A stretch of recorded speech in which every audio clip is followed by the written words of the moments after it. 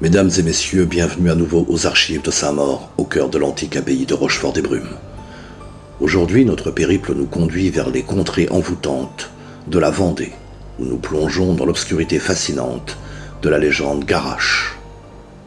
Asseyez-vous confortablement et laissez-vous emporter par le récit captivant de cette mystérieuse créature, dont le souvenir hante encore les recoins les plus secrets de notre imaginaire. Dans les landes brumeuses du Poitou s'inscrit une légende sombre et lugubre, celle de la Garache, une créature née de la nuit, imprégnée de mystère et d'horreur, dont la silhouette, hantée par le péché, erre sous le voile lunaire. Au cœur des terres envoûtées de Vendée, cette femme maudite autrefois humaine a succombé à l'appel de l'obscurité, scellant ainsi son destin funeste. C'est dans l'ombre des bois profonds qu'elle trouve refuge, prisonnière de son propre châtiment, condamnée à errer sous la forme d'une louve, écho de son crime passé. Son supplice s'est inscrit dans les cieux, une sentence éternelle dictée par la gravité de ses transgressions.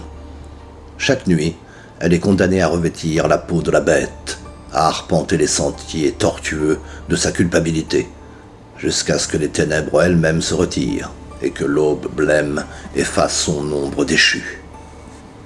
Dans les récits des lieux maudits, où les ténèbres dansent avec l'oubli, la femme loup émerge tel un spectre sinistre, une présence fantomatique hantant les ruelles étroites et les sentiers oubliés.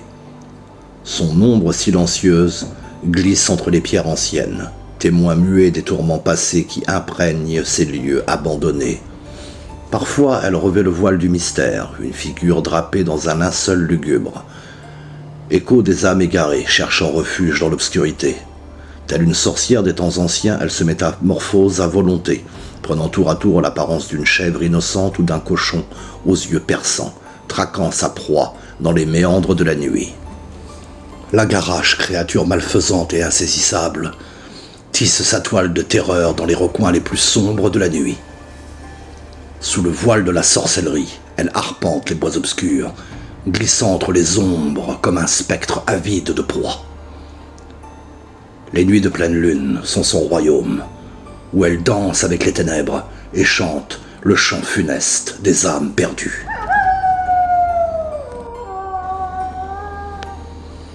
Jouant de ses capacités à se fondre dans le décor pour mieux surprendre ses victimes, avec une cruauté sans égale, elle se jette sur les passants imprudents, griffes acérées et yeux luisants, les pressant de tout son poids jusqu'à ce qu'ils suffoquent dans l'étau de sa férocité, jusqu'à ce que mort s'ensuive.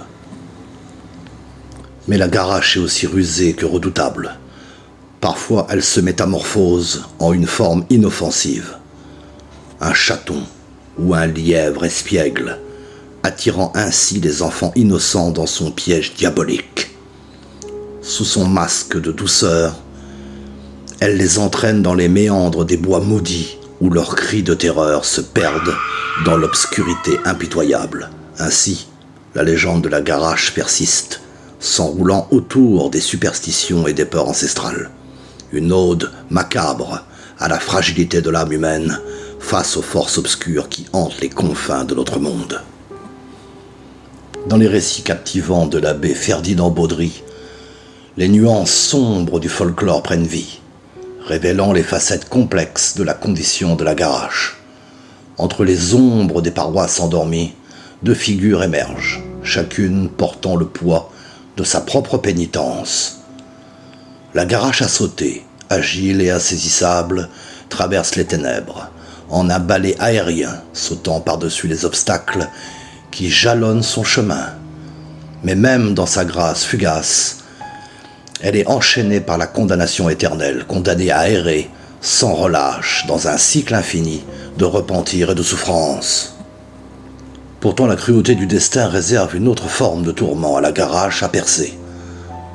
Contrainte de traverser les terres tourmentées en perçant chaque obstacle, chaque buisson, elle connaît une agonie plus profonde, une douleur physique qui accompagne le fardeau de son péché.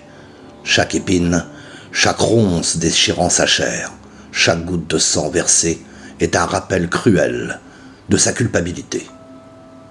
Dans le sillage ensanglanté de la Garache à percer, les témoins silencieux des ténèbres observent avec une horreur muette, conscients de la cruauté des dieux qui ont condamné cette âme égarée à une existence de tourments sans fin.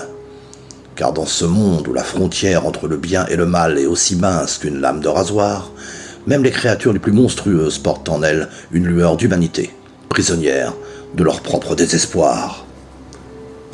Au sein de l'arcanisme narratif, le nom de Garache se présente comme un palimpseste ésotérique, un dérivé féminin de garou, imprégné de significations multiples et équivoques. Tour à tour, il se manifeste sous le trait d'une femme ou d'un homme énigmatique dont les tourments semblent être l'incarnation même des péchés et des transgressions humaines. Sa résilience face aux armes ordinaires défie la rationalité, ne cédant qu'à l'absolution des armes bénies. Rétablissant ainsi sa forme originelle, cette épopée tissée de mystères ésotériques et d'épouvantes indicibles tient en haleine les esprits érudits, révélant un univers où le surnaturel s'entrelace subtilement à la réalité, captivant les âmes audacieuses qui se risquent à pénétrer dans ces sombres méandres. Dans une variante de la légende en contraste avec la nature résiliente des loups-garous mâles, les Garaches succombent aux blessures infligées et rétablissent leur forme originelle pour réintégrer leur humanité. La méthode préconisée implique une saignée et nécessite l'usage d'une balle chargée de 3 fragments de pain béni, prélevés durant les 3 messes nocturnes consécutives. Il paraîtrait que cette approche empreinte de solennité rituelle se révélerait singulièrement efficace.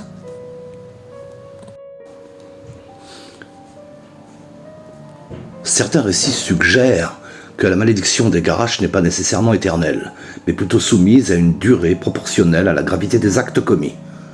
Cette conception nuancée de la malédiction implique donc une éventuelle fin, basée sur une évaluation morale des actions passées. Dans les récits envoûtants du petit village des Aunais, niché au cœur des légendes et des mystères, se déploie l'histoire intrigante d'un homme courageux, déterminé à retrouver son épouse, une énigmatique Garache. Armé d'une graisse magique et récitant une incantation millénaire, il entreprend son périple. Mais une légère erreur dans la prononciation de l'incantation le plonge dans les ténèbres d'un buisson d'épines, où il est métamorphosé en loup. Contemplant l'agilité surnaturelle de sa femme, franchissant une rivière d'un seul bond, il échappe involontairement un soupir de Jésus, brisant ainsi le sortilège et retrouvant sa forme humaine. Cette épopée tissée de magie et de péripéties révèle les secrets mystiques d'un endroit comme Aizonay, captivant l'imagination des générations concernant la légende de la Garache.